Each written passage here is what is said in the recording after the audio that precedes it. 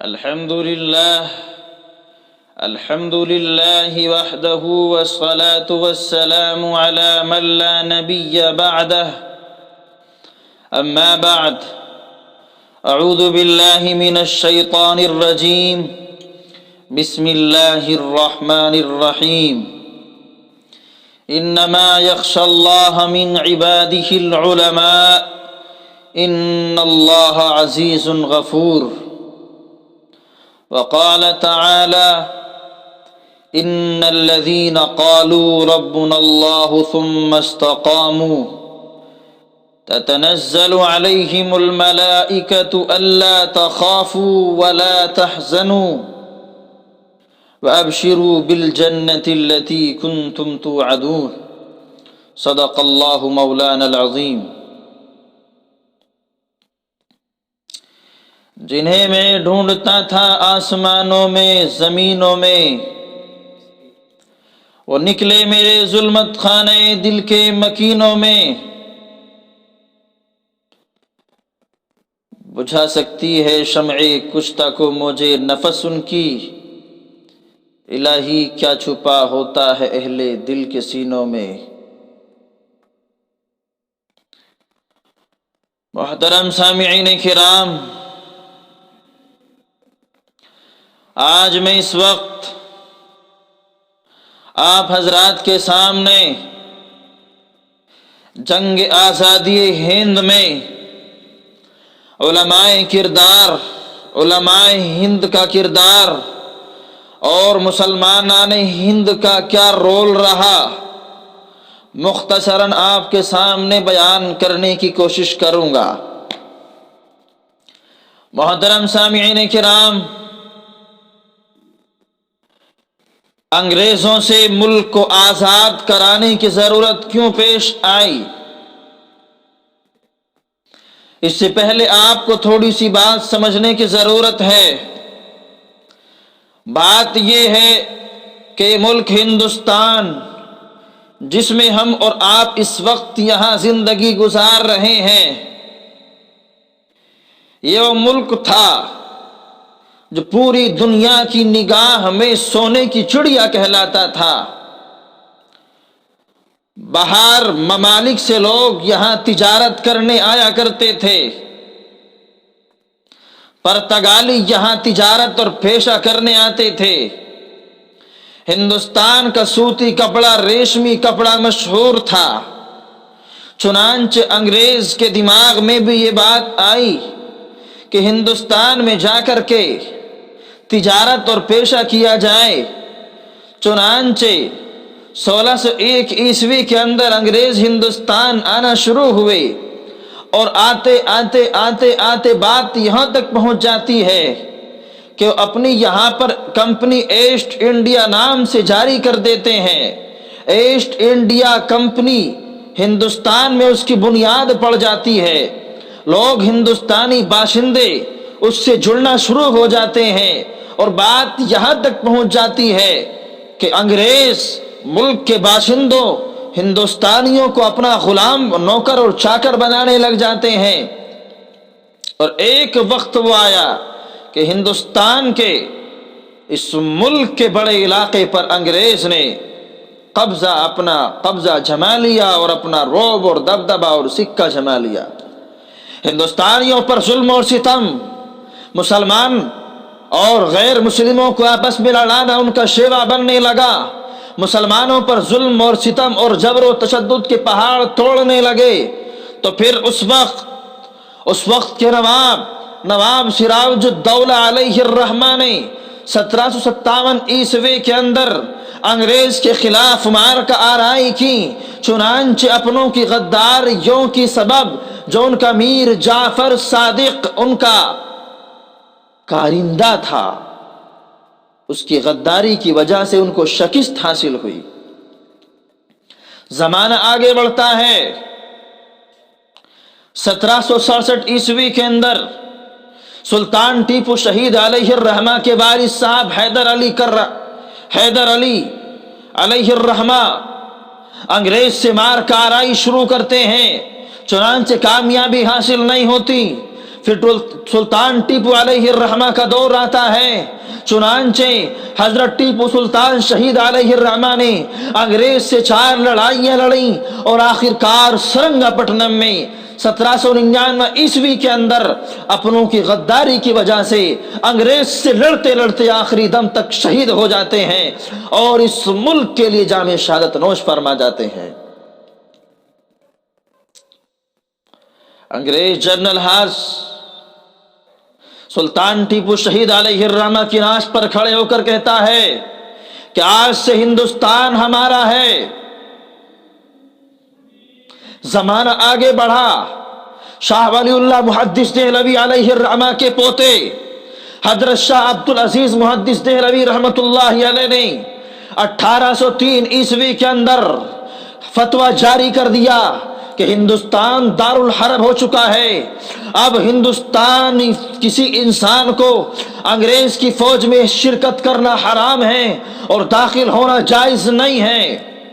اب ہر ہندوستانی اور خاص طور پر مسلمانوں کے لیے انگریز کے خلاف جہاد کرنا فرض ہو چکا ہے۔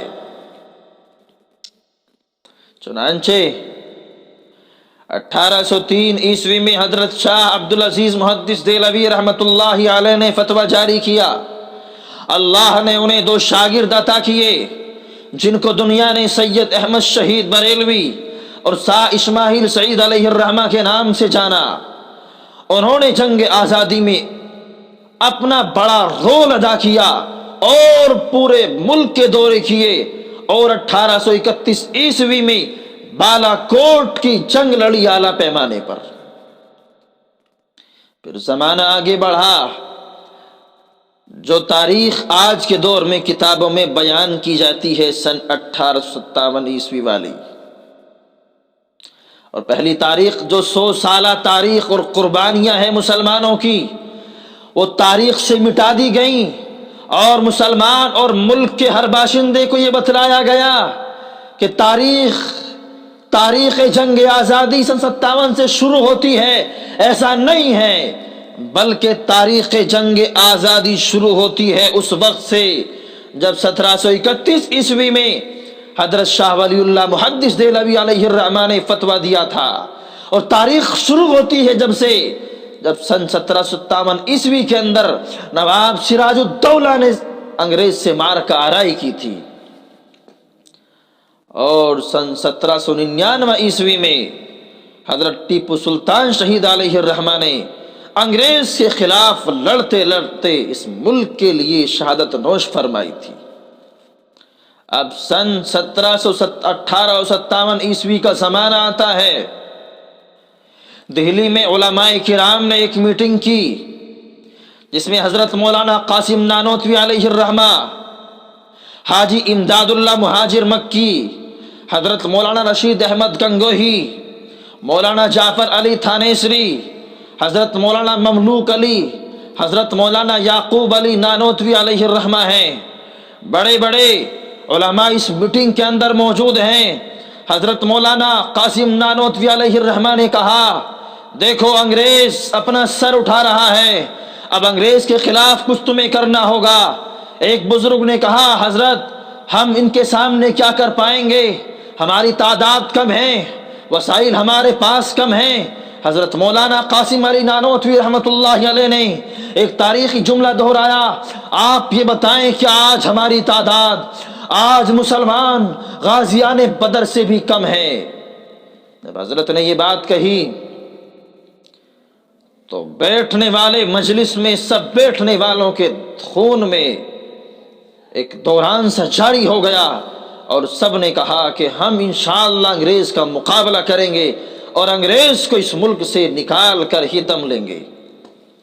چنانچہ سن 1857 عیسوی میں جنگ کے 2 محاذ بنائے گئے، ایک محاذ امبالہ اور ایک محاذ شاملی۔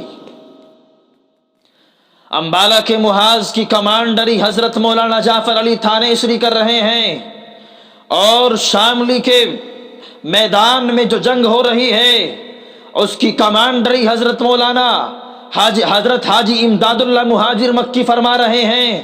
اور سن 57 کی لڑائی میں بڑے بڑے علماء شہید ہوئے. حضرت مولانا قاسم علی نانوتوی کی کنپٹی پر گولی لگی. حافظ ضامن اسی جنگ کے اندر شہید ہوئے. اور اسی جنگ سن 57 کی لڑائی میں 2 لاکھ مسلمان شہید ہوئے، جن میں تقریباً 51,500 صرف اور صرف علماء کرام تھے.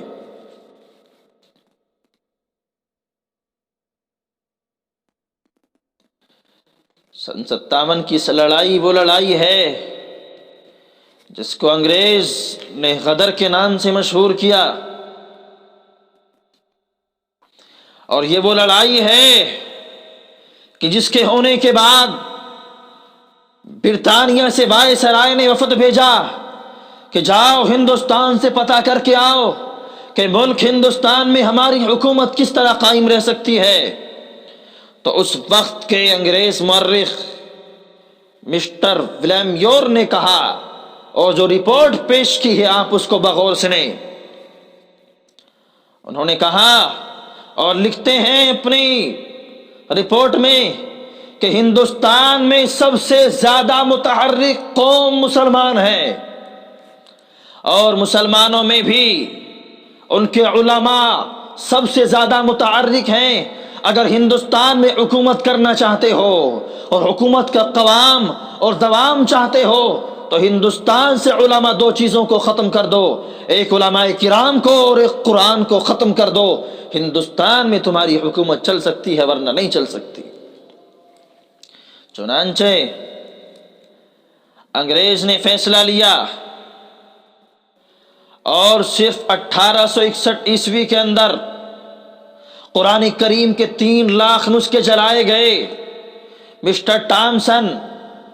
مسٹر ایڈورڈ ٹامسن اپنی تاریخ میں لکھتا ہے کہ سن 1863 سے لے کر 1864 عیسوی تک یہ ہندوستان کی تاریخ کے بڑے المناک سال ہیں کہ انگریز نے ان 3 سالوں کے اندر مسلمانوں کو ختم کرنے کا فیصلہ کر لیا تھا. چنانچہ سن 57 کی لڑائی کا انگریزوں نے مسلمانوں سے سخت انتقام لیا. ان کے محلے اجاڑ دیے، مساجد کو ویران کر دیا گیا، مدارس کو اجاڑ دیا گیا.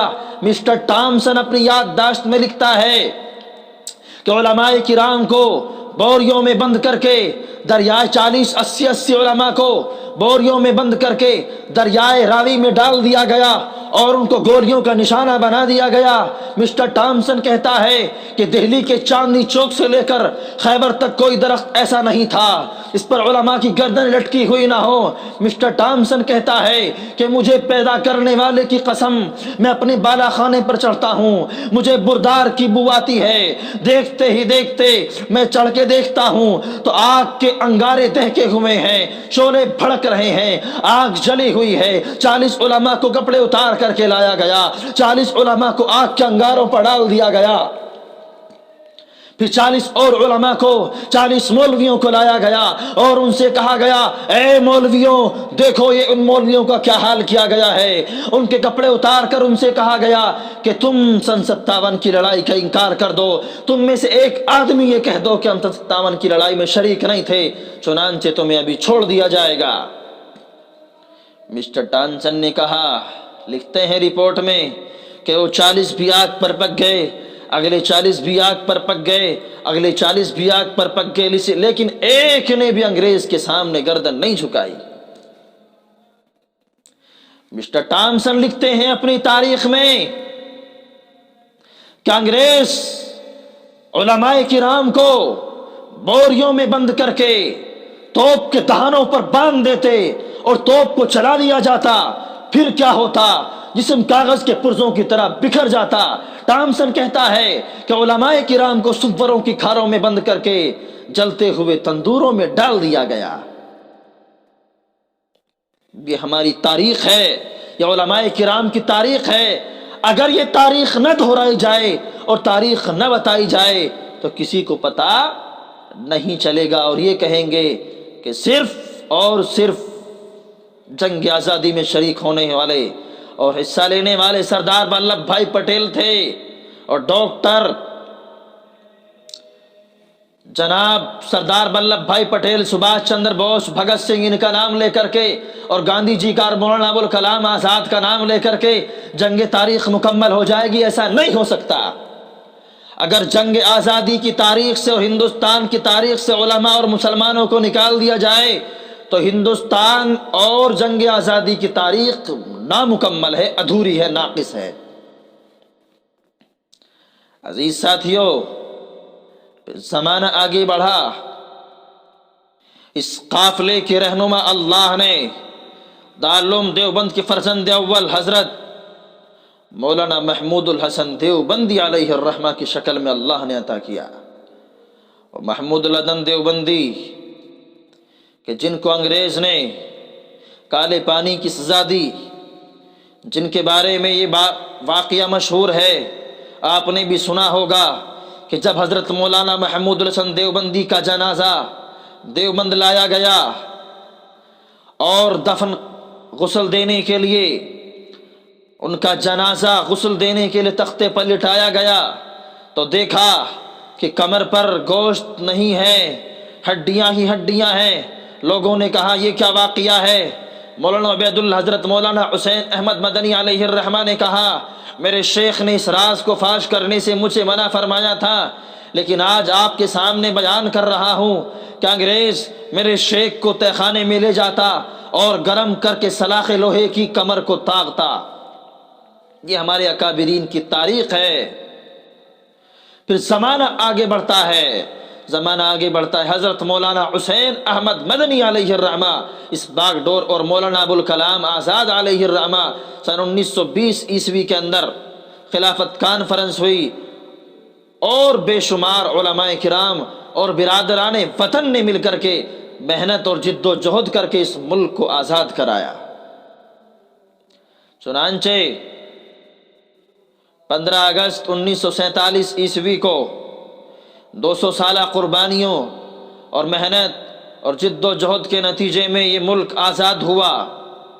جس آزاد ملک کی فضا میں ہم اور آپ گھوم رہے ہیں، لیکن میرے عزیز ساتھیوں 1920 عیسوی کے بعد آزادی ہند کا دوسرا دور شروع ہوا۔ اس دور میں دیوبند شیخ الاسلام حضرت مولانا حسین احمد مدنی کی کمان میں آزادی کی لڑائی لڑ رہا تھا۔ ڈاکٹر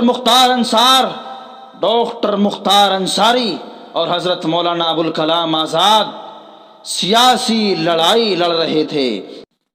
آج دشمن اپنی ناپاک چالوں اور حرکتوں میں کسی حد تک کامیاب ہو چکا ہے، اور حرکت کیا ہے کہ ہندوستان کی تاریخ سے مسلم مجاہدین اور علماء مجاہدین کے ناموں کو ختم کر دیا جائے اور انہیں مٹا دیا جائے۔ چنانچہ وہ اپنے اس مقصد میں تقریباً 80% تک کامیاب ہو چکا ہے۔ لہٰذا میں اپنے نوجوانوں، علماء کرام اور مفکرین سے درخواست کرتا ہوں کہ اپنے اکابرین کی تاریخ کو اپنی امت کے سامنے بیان کریں۔ آج کے دور کے اندر، اور بلکہ اگر ہماری شریعت مطہرہ مجسمے بنانے کی اجازت نہیں دیتی تو ہماری شریعت اس بات سے بھی انکار نہیں کرتی کہ اکابرین اور مجاہدین آزادی کے نام پر کوئی یونیورسٹی بنائی جائے، کوئی میڈیکل کالج بنایا جائے، کوئی لائبریری بنائی جائے۔ اللہ تعالی ہم سب کو اکابرین جو مجاہدین آزادی اس ملک کے لیے اپنی قربانی دے کر گئے ہیں، ان کی قربانیوں کو یاد رکھنے کی اللہ ہمیں توفیق عطا فرمائے۔ وآخر دعوانا ان الحمد للہ رب العالمین۔